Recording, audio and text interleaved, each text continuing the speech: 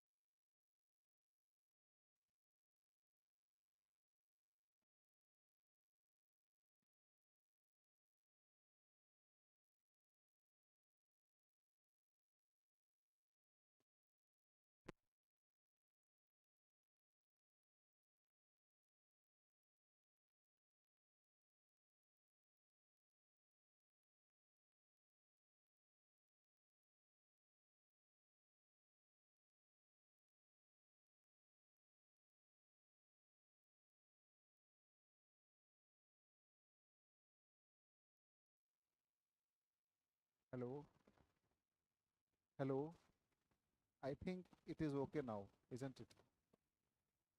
Hello, अब ठीक है शायद। पता नहीं भाई सिस्टम का क्या हिसाब किताब है। चलिए कोई नहीं, मैं दोबारा रिपीट कर दूंगा, ठीक है? तो कोई बात नहीं, देखिए इसमें तो समझ में आया होगा कि क्या है ये, होमोनिम है नाउन का। तो जो नाउन के अलावा यूज होगा वही वाला आंसर होगा। तो इसमें देखिए ये क्या है, एडजेक्टिव है, इसमें नाउन, इसमें नाउन, इसमें नाउन, इसलिए आंसर ये हुआ था 76 का। ठीक है, अगले की तरफ बढ़ते हैं।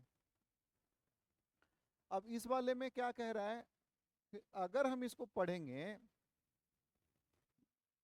तो क्या समझ में आएगा आपको कि देखिए, कहता है कि the introduction and use of the voter verifiable paper audit trial VVPAT. VVPAT का जो इंट्रोडक्शन हुआ इलेक्शन में, and dash system attached, attach किया गया है। अब जैसे मान के चलिए कोई भी ये चीज है, ईवीएम है, ये ईवीएम है, क्या है, ईवीएम है, ईवीएम से अटैच किया गया तो डैश सिस्टम है, कैसा सिस्टम है, एक्स्ट्रा सिस्टम है। तो इसमें आएगा एक्स्ट्रा, जो एक्स्ट्रा का सिनोनिम होगा वही वाला अपना आंसर हो जाएगा। समझ में आया?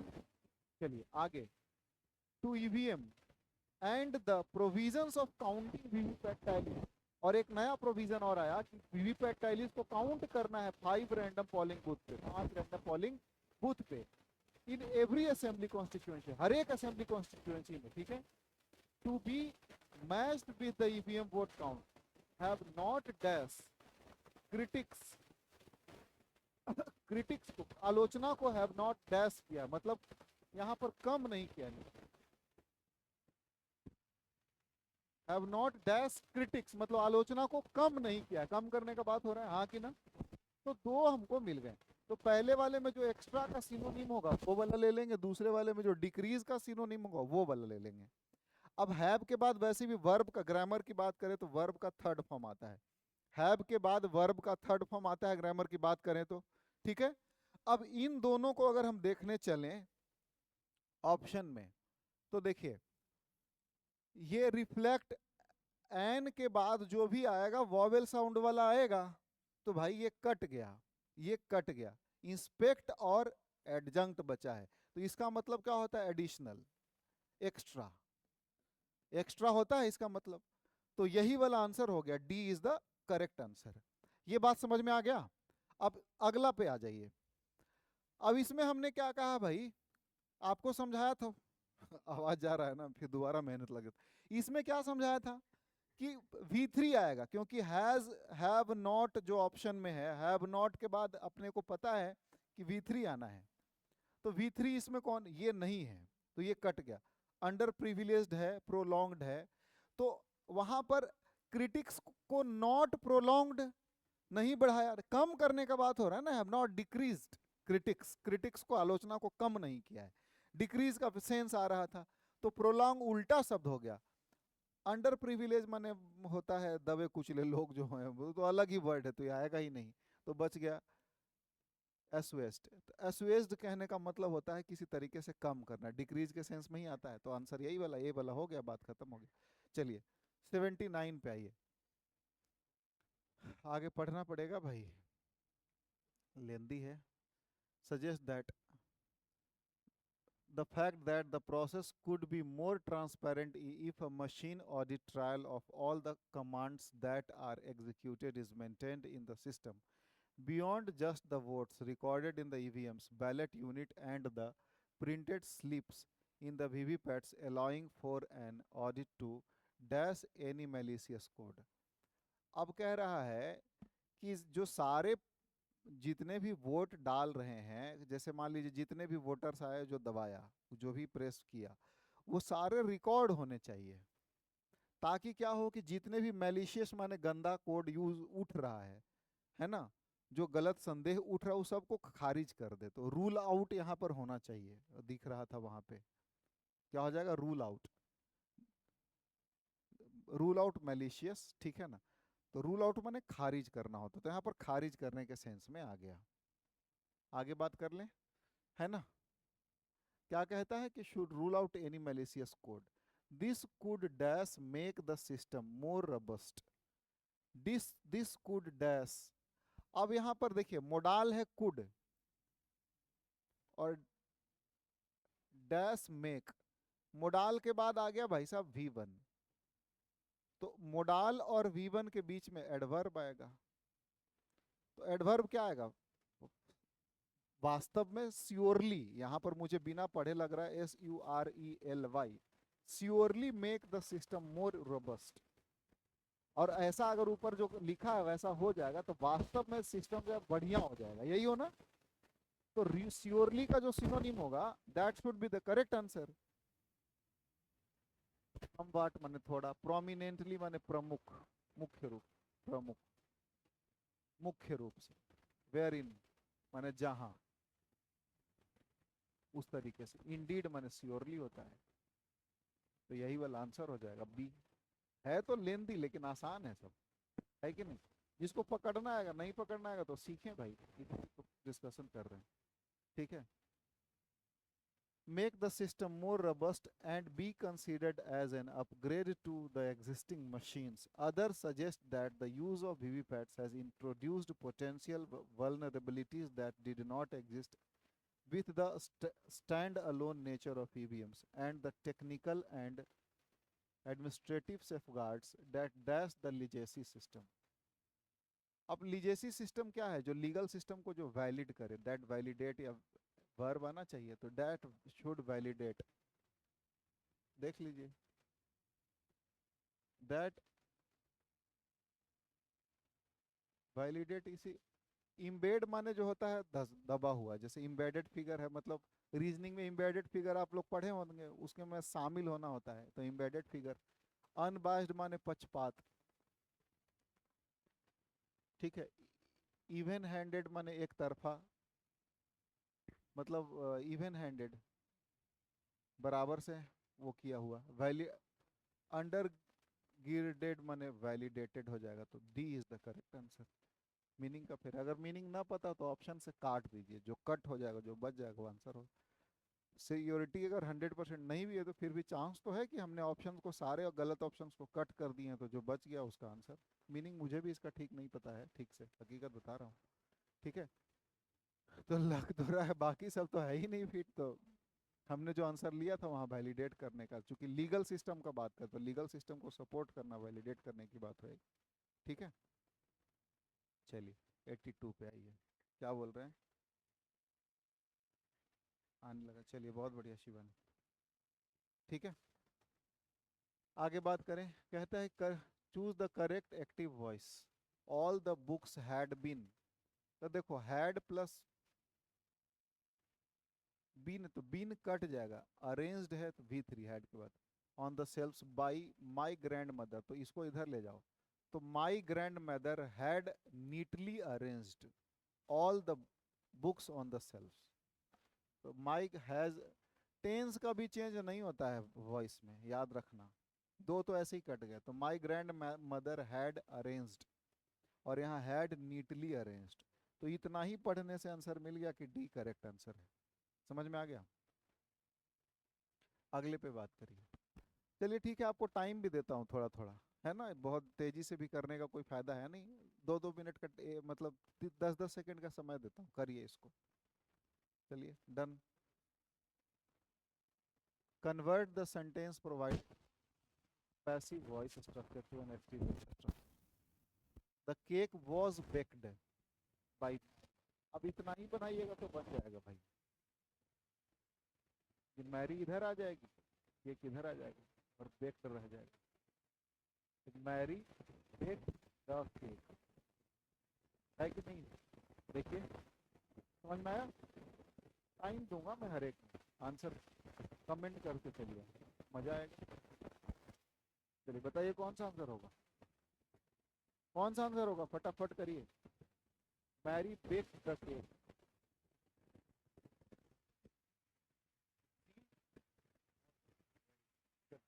अगले क्वेश्चन की तरफ।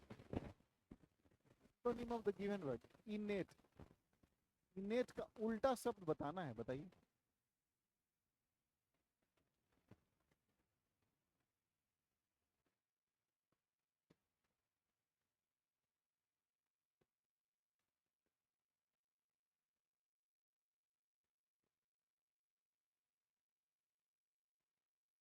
बने, देखिए। नेट माने होता है जन्म, ठीक है। जैसे इसी से है, जैसे बोलता है नेटिव प्लेस, मतलब ओरिजिनल प्लेस, जन्म, जन्म, जन्म स्थान, ठीक है। समझ में आया? नेस्ले कंपनी है, इसी से बना है, मतलब प्रोडक्ट्स फॉर चिल्ड्रन के न्यू बॉर्न, है ना। इसी से एक और वर्ड बना नियोनेट, NEO, नियोनेट। तो नियो माने नवजात, इसका हिंदी होता है नवजात। तो इन मतलब हो गया में, और नेट मतलब जन्म, मतलब जो जन्म में ही रह जाए, क्या, जो जन्म में ही रह जाए, मतलब बेसिक कह सकते हैं, बेसिक, नॉट एडवांस, ठीक है। सिंपल, सरल स्वभाव, व्यक्ति को गवार, सारे आप कह सकते हैं, ठीक है। अब इस पे आ जाइए, नेचुरल सिनोनिम हो सकता है। एक्वेटिक मतलब जलीय, रिप्लेट माने होता है किसी चीज को दोबारा भर देना, टू फिल अगेन, प्लेट खत्म हो गया तो रिप्लेट, तो बच गया लर्नेड, ये उसका उल्टा। समझ में आया? समझ में आया तो ठोको ताली, आगे बढ़ते हैं। क्वेश्चन नंबर 85, इनक्रेडिबल, चलिए बताइए, बताइए फटाक से।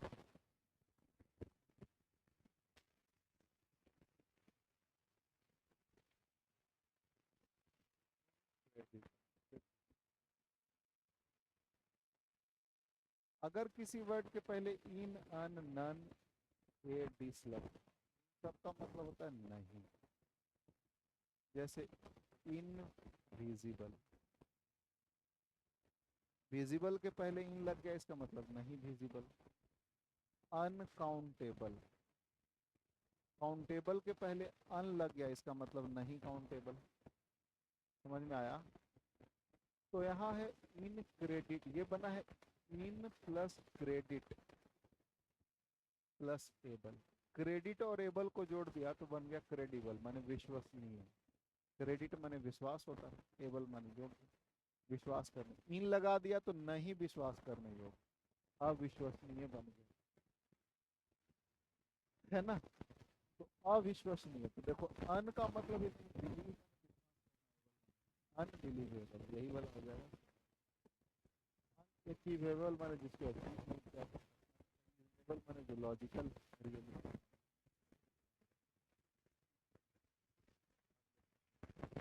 The judge will sentence the accused to murder.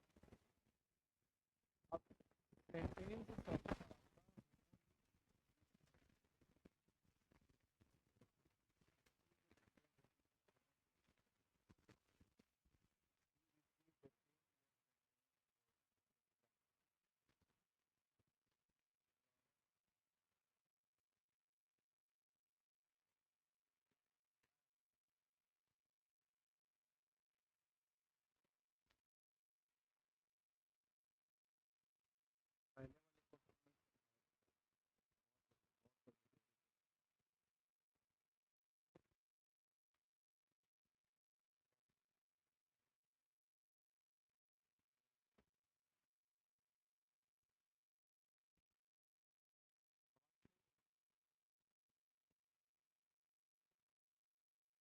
लो है, अब ठीक है। हाजलो है।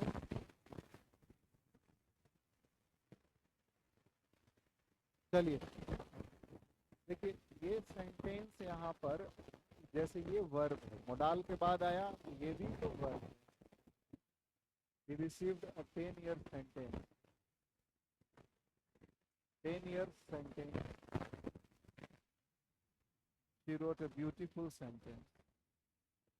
The fell in silence during the sentence. Noun है, sentence.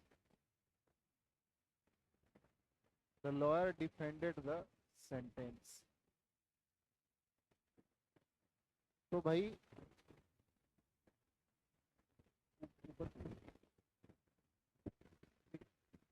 भाई देखो, यहाँ पर हमने इसको वर्ब के रूप में यूज किया है, ठीक है। She wrote a beautiful sentence. ये beautiful sentence ये नाउन है, ये भी नाउन है, ये भी नाउन है, और ये क्या है, he received a 10-year sentence, हालांकि ये भी नाउन है। तो बड़ा मुश्किल हो गया भाई, ऐसे क्वेश्चन आने नहीं चाहिए, है कि नहीं। इसमें तो सारे ठीक लग रहे हैं। The courtroom fell silence during the sentence. The judge will sentence the he received a 10-year sentence for the crime. अच्छा, सेंटेंस के हिसाब से चलना है अब ऐसा अगर फंसे तो एक और दिमाग लगाना है। क्या दिमाग लगाना है, सो समझिए। ये कोर्ट के सेंटेंस के बारे में बात होती है, ये भी सेंटेंस, ये भी सेंटेंस, ये तो ये वाला आंसर हो जाएगा अपना। ये पूरे सेंटेंस को कंसीडर करिए, समझे कि नहीं समझे। ये दिमाग लगा दिया है, जुगाड़ लगाना है आपको। देखो, हालांकि सारे भले नाउन के रूप में इस्तेमाल हो रहे हैं, लेकिन इसमें क्या है कि द जज will sentence the accused tomorrow, तो इसी बात को तो इसमें भी कह रहा है। ये भी कहीं ना कहीं क्या है, कोर्ट रूम वाला सेंटेंस है। यहाँ भी वही है, the lawyer defended the sentence, यहाँ भी वही है, कोर्ट रूम वाला है। और यहाँ भी है, the court room fail silence during the sentence. तो ये चारों सेम ही है, तो ये अलग है लेकिन है सेंटेंस। तो जब अलग तरीके से सेम वर्ड का मीनिंग के अलग सेंस में इस्तेमाल हो जाता है, उसी को होमोनिम बोलते हैं। तो D is the correct answer. समझ में आया, फंसा लिया था, बढ़िया क्वेश्चन था, मैं भी समझ गया। मैं तो अभी बोलने वाला था, कहीं ऐसा ना हो कि गलत है। समझ में आ रहा है, मैं अभी ये बोलने वाला था कहीं आवाज सही जा रहा है। मैं अभी ये बोलने वाला था कि कहीं ऐसा ना हो कि आंसर ही तो नहीं गलत दे दिया है, क्वेश्चन ही गलत नहीं दे दिया। नहीं, ठीक है क्वेश्चन, बहुत बढ़िया, D is the correct answer. अगला है वेन डेटा। इसका मतलब क्या होता है, चलिए फटाक से करिए, कमेंट करिए, कमेंट।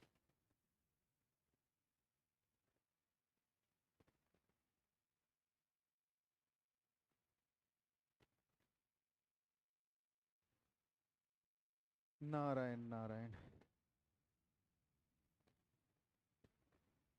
हाँ बहुत बढ़िया, क्या हो जाएगा, देखिए क्या पूछ रहा है, सिनोनिम। वेंडेटा कहने का मतलब होता है, इसको ऐसे याद रखना है, वेन माने इसको पढ़िएगा वेन, वेन माने दस, नस नस में जैसे बोलते हैं बस जा नस नस में। डेटा माने किसी प्रकार का डेटा, दुश्मनी का डेटा या प्रेम का डेटा, कुछ भी हो सकता है। तो जो दुश्मनी का डेटा नस नस में बन बसा है उसको बोलते हैं वेंडेटा। लंबे समय का दुश्मनी को वेंडेटा बोलते हैं, प्रोलॉन्ग्ड, ठीक है ना। तो क्या हो जाएगा, डिसएग्रीमेंट हो जाएगा। पैशन का मतलब जानते हैं, डिलेमा माने दुविधा, वैक्सिलेशन, वैसिलेशन माने होता है मन बदलना, हाँ भी कहना ना भी कहना, मन बार बार चेंज हो, उसको वैक्सिलेशन बोलते हैं, ठीक है। चलिए, सब सही चल रहा है ना, ठीक है, बहुत बढ़िया। मुझे लगा पता नहीं गड़बड़ हो गया क्या, ये समझ में आ गया। तो क्या होगा, disagreement.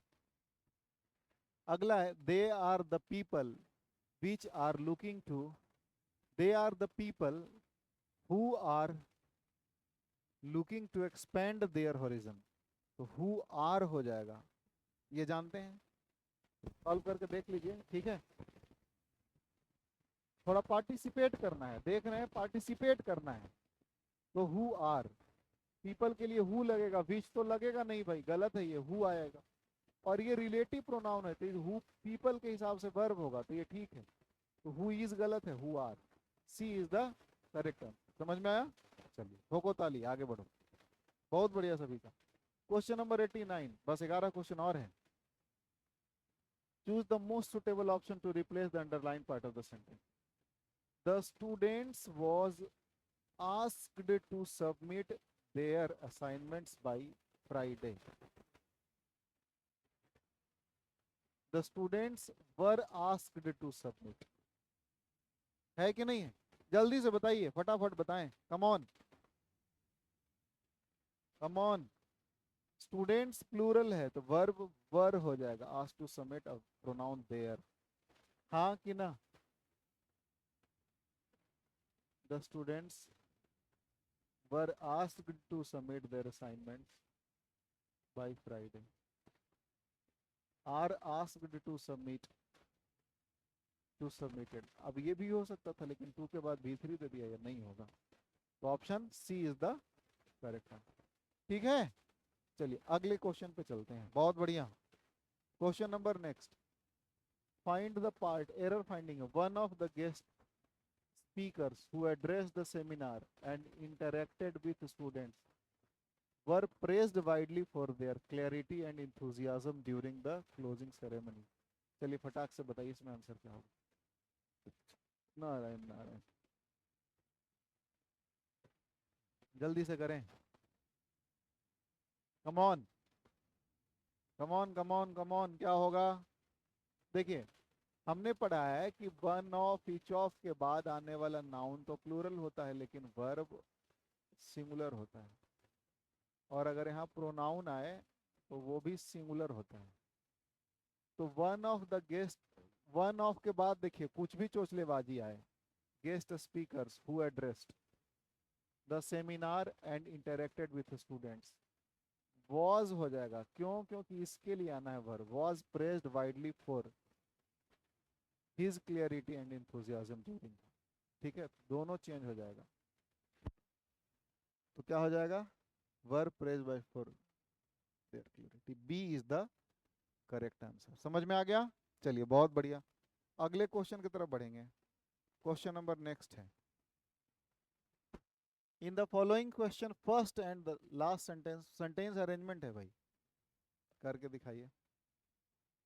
The invention of the wheel change the world, it was a great invention.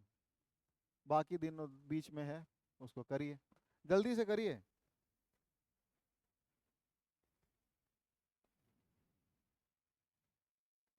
Question number 91, फटाक से करिए, कम ऑन। क्या होगा?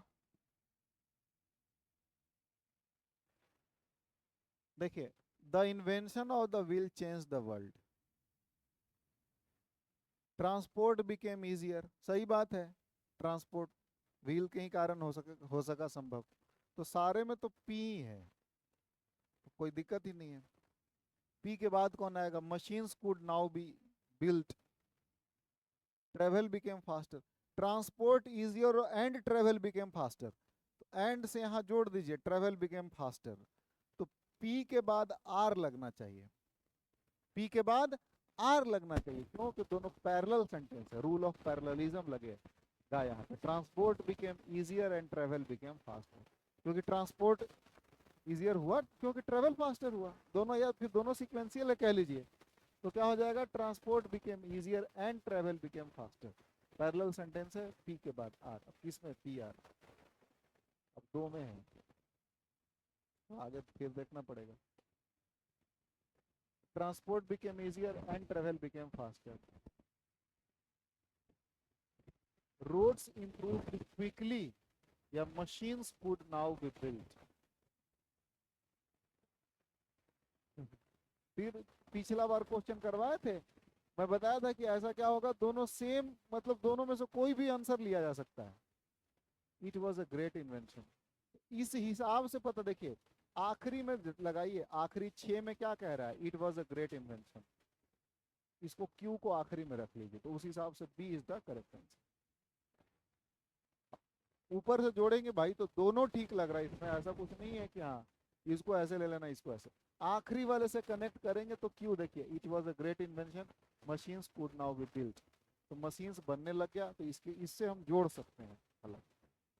और हल, जबकि क्या है कि it was a great invention किसके लिए आया है, the invention of the wheel के लिए आया है।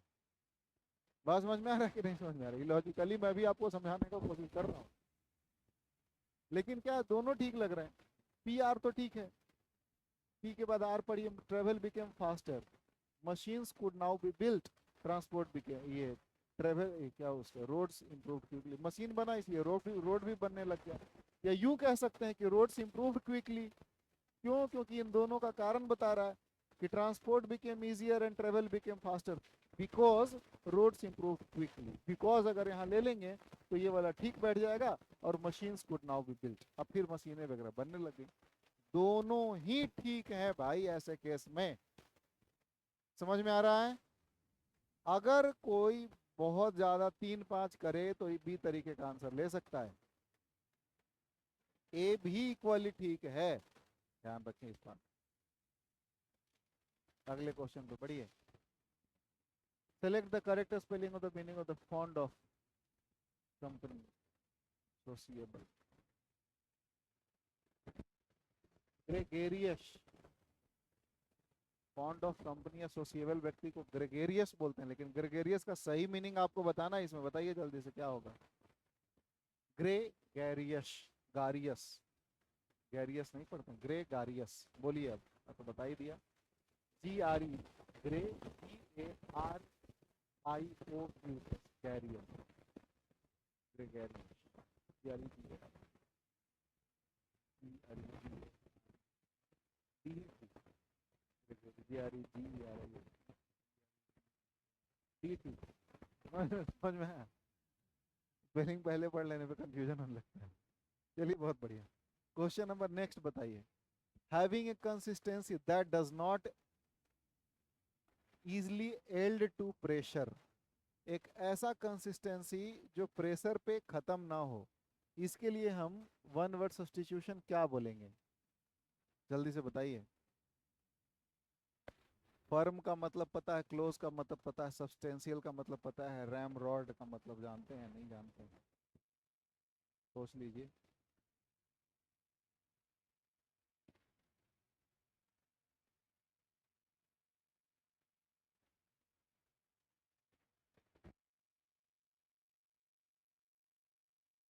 क्या होगा।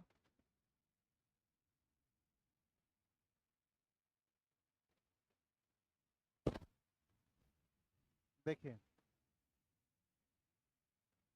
सब्सटेंशियल, मार्जिनल जिसको बोलते हैं, RAM rod kind of rod होता है, काइंड ऑफ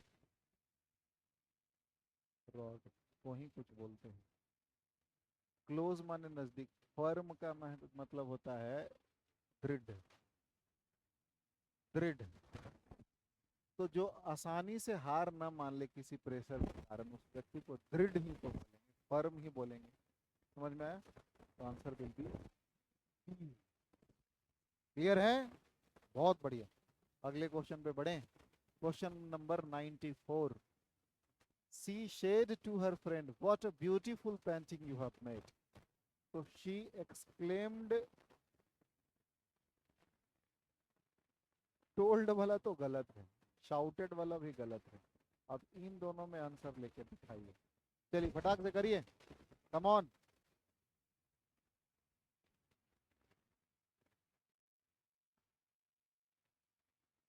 क्या हो जाएगा, क्या हो जाएगा। She exclaimed to her friend that she had made a very beautiful painting, what you have made, to her friend that she had made a very beautiful painting, है दोनों ठीक है क्या। She exclaimed to her friend that she had made a very beautiful painting, A और C दोनों same है।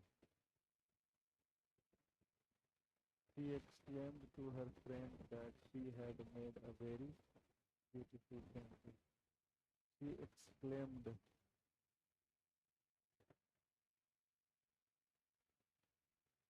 to her friend to her friend that she had made a very beautiful painting. A और C दोनों ठीक है ना? दोनों सही है।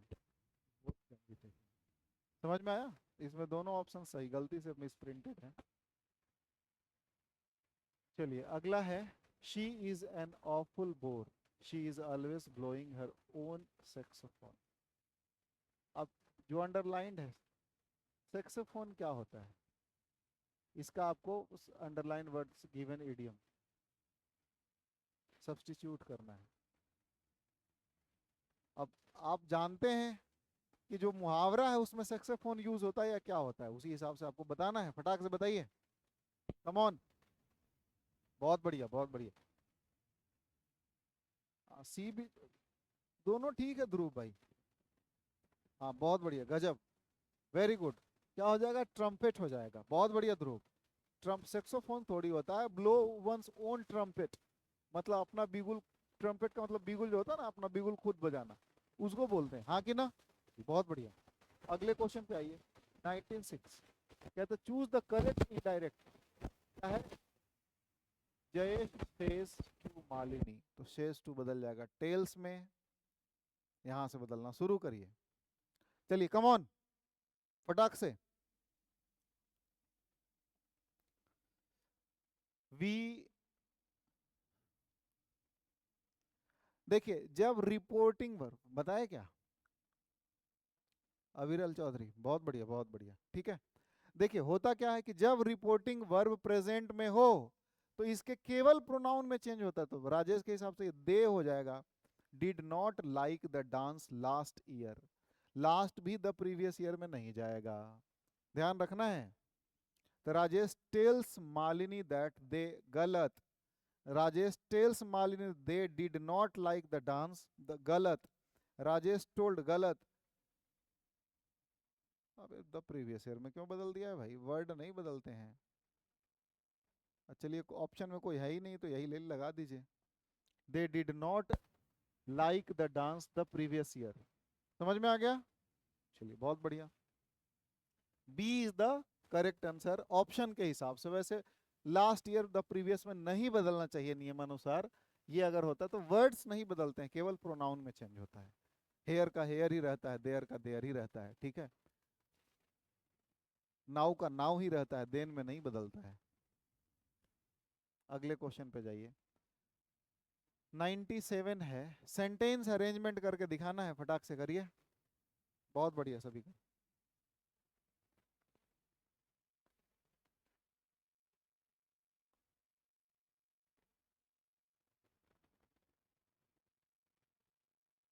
चलिए कम ऑन।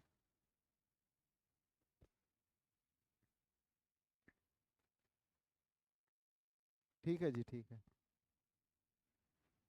बी, बी होगा मतलब, तो मैं भी तो वही बताया था ना। हाँ ठीक है जी। देखिए, अच्छा इसका देख लेते हैं भाई।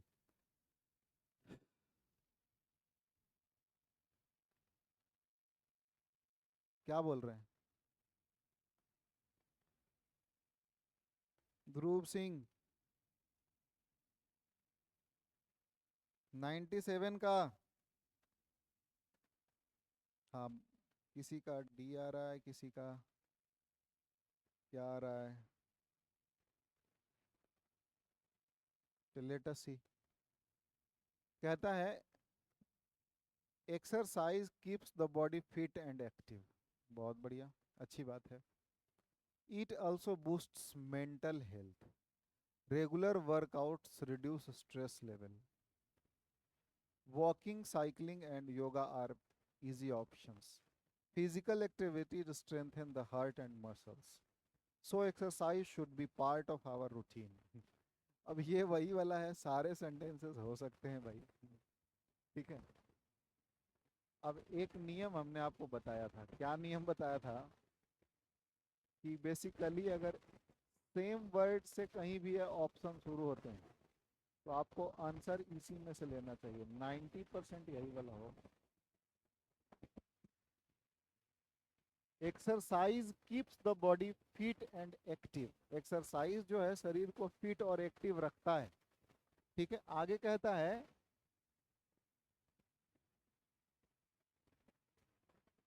पी। अच्छा, ये भी ठीक लग रहा है, पी से भी शुरू हो सकता है। It also boosts mental health. Exercise keeps the body fit and active, और ये मेंटल हेल्थ को भी ठीक रखता है।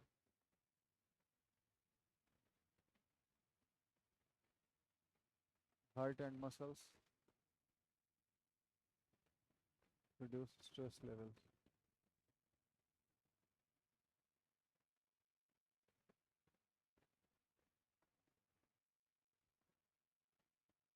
देखिए ना भाई, समझे बात को, मेरा बात समझे यहाँ पे। मामला क्या है, it also boosts mental health, ये एक्सरसाइज के लिए इट नहीं आया, ये आया है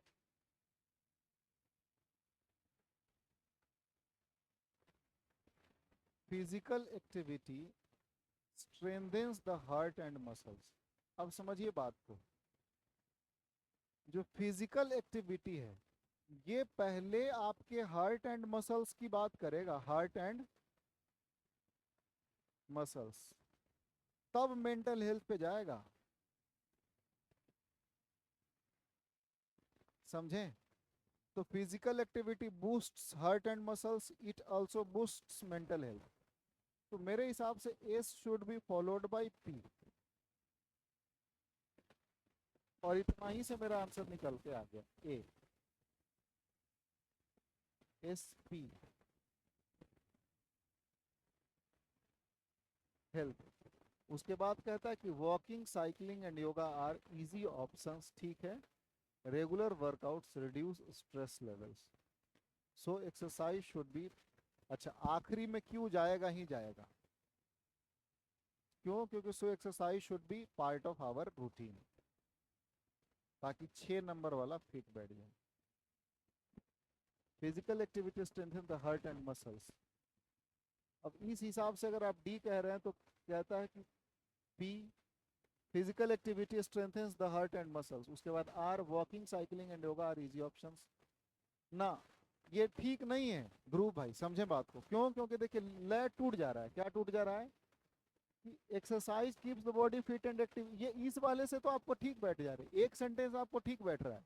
उसके बाद देखिए it also boost mental health, आप ले लिया। उसके बाद आप कह रहे हैं कि walking, cycling and yoga are easy options. समझ रहे हैं? अब आपने आर के बाद कह रहे हैं कि regular workouts reduce stress level, और उसके बाद फिर कह पा रहे हैं कि physical activity strengthens heart and muscles. तो ये दोनों का लिंक टूट जा रहा है। फिजिकल एक्टिविटी के लिए ही तो ये ज्यादा सुटेबल लग रहा है। अगर इसको सब्जेक्ट हम माने तो इन दोनों वर्ब को सेटिस्फाई कर दे रहा है कि फिजिकल एक्टिविटी हमारा हार्ट को भी और मेंटल लेवल को भी ठीक रखता है, और एक्सरसाइज का पार्ट है फिजिकल एक्टिविटी, तो कह सकते हैं। तो दोनों के केस में कंसिडर करें तो A should be more considerable than D. यहां पर सही लग रहा है। चलिए आगे है, ठीक है ना ध्रुव? ठीक है, आगे बात करें। अगला कहता है select the one which best express the same sentence in direct. Father said to me are you going to keep me waiting all the night. तो फादर क्या हो जाएगा? Asked if. अब बाकी सॉल्व करके दिखाइए फटाक से, जल्दी से। क्या हो जाएगा? If he was going to take me, going to keep him waiting all the night. Father asked me if, sorry, if I हो जाएगा, me है तो I, if I was going to keep him waiting all the night. D is the correct answer. समझ में आ गया? चलिए बहुत बढ़िया। अगला क्वेश्चन है, find the incorrect part of the sentence. The old man fell down from the stairs.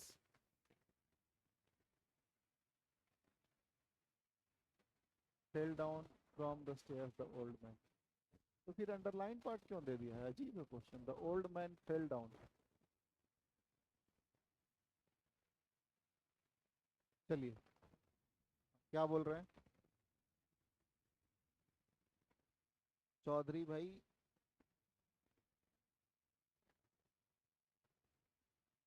हाँ ठीक है।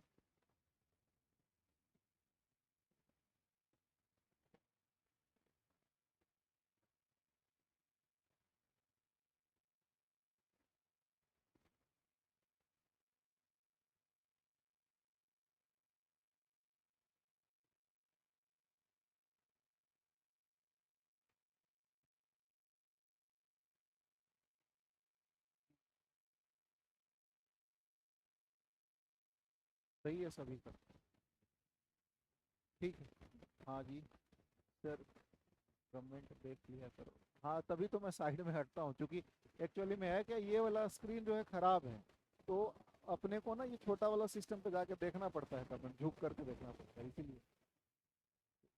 ठीक है, सही है, बहुत बढ़िया। क्योंकि फेल डाउन, अब देखिए, फॉल है वर्ब मान लीजिए, डाउन है प्रीपोजिशन मान लीजिए, मानना क्या है ही नहीं, और फिर फ्रॉम है प्रीपोजिशन। तो यहाँ पर डबल प्रीपोजिशन यूज होने का कोई मतलब है नहीं। Fall fall down the stairs कह सकते हैं, fall off the stairs. From का यूज गलत, फेल डाउन द स्टेयर्स केवल fell. C is the correct. ठीक है भाई, सबका ठीक है। क्यों है ऐसा, समझ में आया होगा, और जिनको नहीं भी बना होगा वो समझ लिए होंगे कि हाँ ये गलत क्यों है तो गलत है, सही क्यों है सही। ठीक है भाई। अविरल भाई बहुत बढ़िया, ध्रुव बहुत बढ़िया, एक्सीलेंट एक्सीलेंट। चिरंजीत मंडल भाई बहुत बढ़िया बहुत बढ़िया। आवाज नेक्स्ट टाइम से बूस्ट करेंगे, अभी तो जितना है उतना पर रहने देते हैं, अगले क्लास से। आखिरी है, which of the given options is most logical?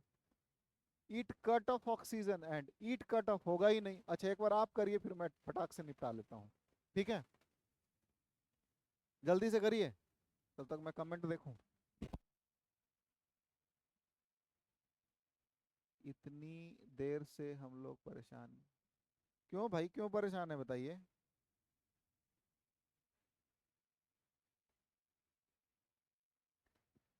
क्या दिक्कत आ गई अविरल चौधरी? अरे यार डांस वांस हमें भी सिखा दिया करो भाई, आप कोरियोग्राफर हो, गजब, बहुत बड़ी कला है ये। नारायण नारायण। क्यों परेशान है? चलिए देखिए,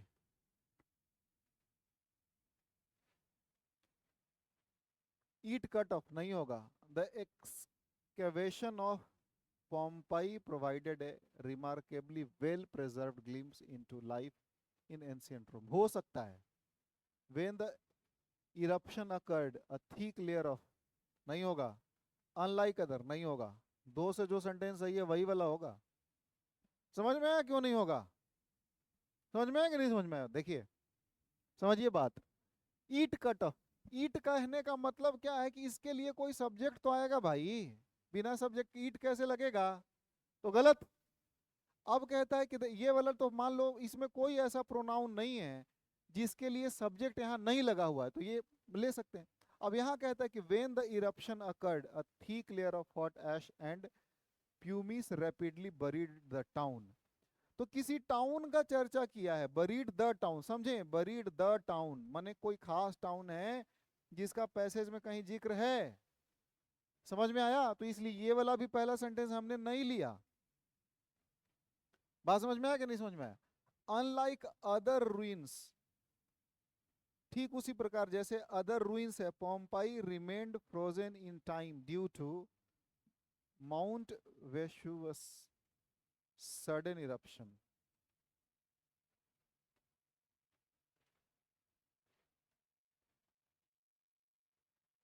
ये भी नहीं होगा। और भी दूसरे ruins की तरह, तो पहले पोम्पाई का बात करेगा उसके बाद ही इसका बात करेगा।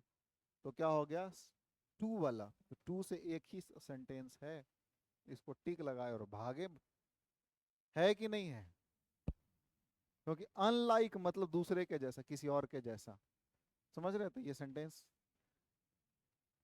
सेल्फ, क्या उसको बोलते हैं, एक्सप्लेनिंग सेंटेंस नहीं है, सेल्फ सेटिस्फाइंग। एक ऐसा सेंटेंस, पहला सेंटेंस बनता है जो सेल्फ में वो क्या हो, सेल्फ मेन क्लाउज हो कह लीजिए, सेल्फ डिपेंडेंट हो, हाँ, सेल्फ डिपेंडेंट हो, किसी और के ऊपर डिपेंडेंट ना हो। जैसे कोई ऐसा प्रोनाउन ना लग जाए वो जो उसका सब्जेक्ट किसी और सेंटेंस को रिलेट कर दे, तो वैसे सेंटेंस को हम पहला सेंटेंस लेते हैं, और जहां जहां रिलेशन आता है उसको एक दूसरे से जोड़ते जाते हैं, यही नियम है। ठीक है ना? तो आज के लिए बस इतना ही। सभी को शुभ रात्रि, राधे राधे, जय हिंद, जय भारत। मिलते हैं अगले क्लास में।